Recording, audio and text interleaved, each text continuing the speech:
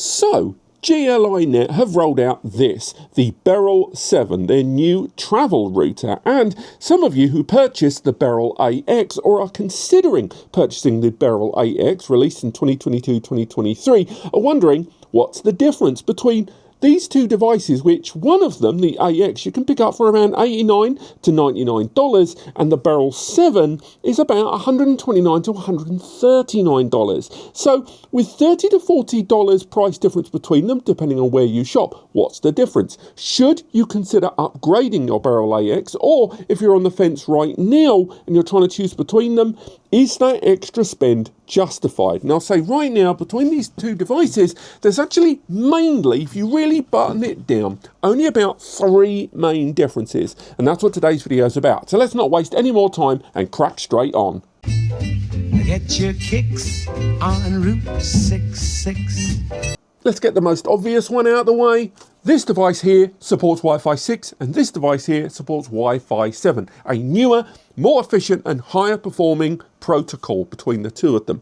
Per connection, there's actually a huge amount of difference. Both of these devices have got 2.4 and 5 gigahertz frequency support. This Wi-Fi 7 device does not support 6 gigahertz, so you're actually not getting full fat Wi-Fi 7. But again, within the context of comparing these two, across the 2.4 and the 5 gigahertz connection, you get slightly more per connection on this. That's why when you look at the model IDs, this has got 3000 or 3000 megabits per second, and this has got 3600 megabits per second. And that is spread across all of the connected client devices, maximum potential wireless connectivity. However, although this doesn't have the 6 gigahertz support, it does support MLO, multi-link output. And that is how you aggregate connections. In real terms, that means if you've got a Wi-Fi 7 phone, which is becoming increasingly common, or a Wi-Fi 7 client device, which again you may already own, or you can upgrade quite affordably for as little as $10 to $30,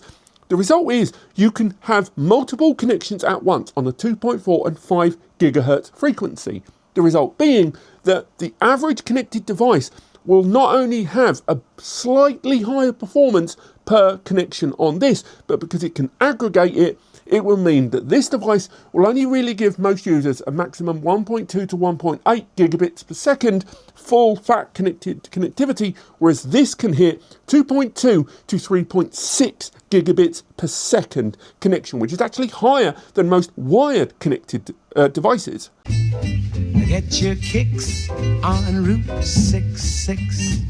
But on the subject of wired connected devices, you may also note that both of these devices support 2.5 gigabit networking there. However, this has one 2.5 gig port and one 1 gig port, and this has two 2.5 gig network ports there. What does that mean in the grand scheme of things? Well, it means that alongside both of these devices having both a WAN and a LAN connection, which you can adjust, by the way, or turn them both into WAN, turn them both into LAN if you choose, but crucially, this has more network throughput. So alongside that broader Wi-Fi connectivity we discussed just now, thanks to MLO and support of Wi-Fi 6 protocol, Wi-Fi 7 protocol, alongside that, you're able to channel that a lot better. So say if you're connecting this device to a high speed, greater than gigabit networking WAN connection, you can also distribute that into the LAN for another connected device, a NAS or a client device, as well as enjoying it on a local area network.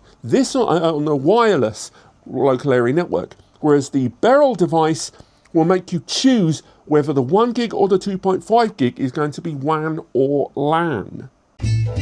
Get your kicks on Route 66.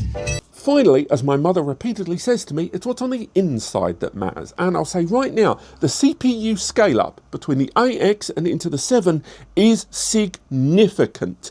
In the case of the Beryl AX, it arrives with a dual-core MediaTek CPU. That dual-core CPU with 1.3 gigahertz per core. The Beryl 7, on the other hand, rocks out with a quad-core CPU, still MediaTek at 2.0 gigahertz per core. That is not only more cores to deal with individual tasks, but a greater degree of power per core on each job. That plays out, for example, in higher performance when accessing a VPN, significant scale up there, and also increasing the number of connected supported clients at any given time from 70 to 120 individual client devices. I think it's highly unlikely that either of these devices in their travel route estate are ever going to be expanded to 70 or 120 clients, but it's not impossible, and ultimately it's just an indication of just how much scale out that CPU is doing across the whole bandwidth and the whole spectrum of wired and wireless devices to get the job done. Alongside that, there is an increase in the amount of storage, with this device arriving with 256 megabytes of storage and this arriving with 512 megabytes of storage. Again, whether that is for running applications, different profiles, and ultimately for all of the tasks and the services you run, all of this throughput is made better and more efficient in terms of power consumption and availability of the hardware on the Beryl 7 over the Beryl AX.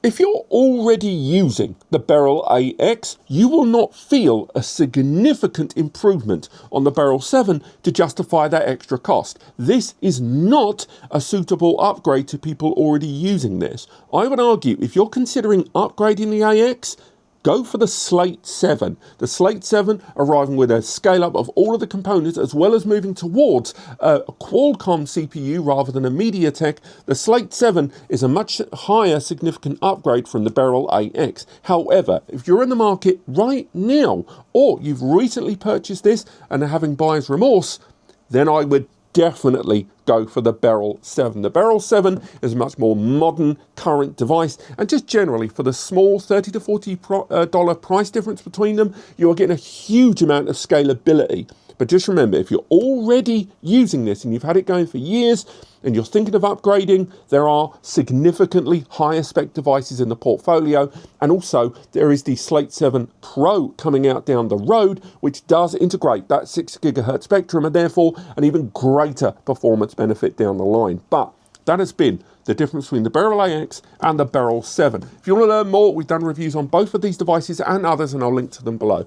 Now, if you found this video helpful, if you want to support what we do, and if you were going to shop at the stores linked in the description below anyway, make sure those three things are true, go ahead and purchase things through those links. Doing so will result in a small commission coming here to NAS Compares. It's just me and Eddie doing all of this, and it allows us to keep doing what we do. The guides, the reviews, the free support section, the forums, the works. But don't do it unless those three things were true. Thank you so much for watching, and I'll see you next time.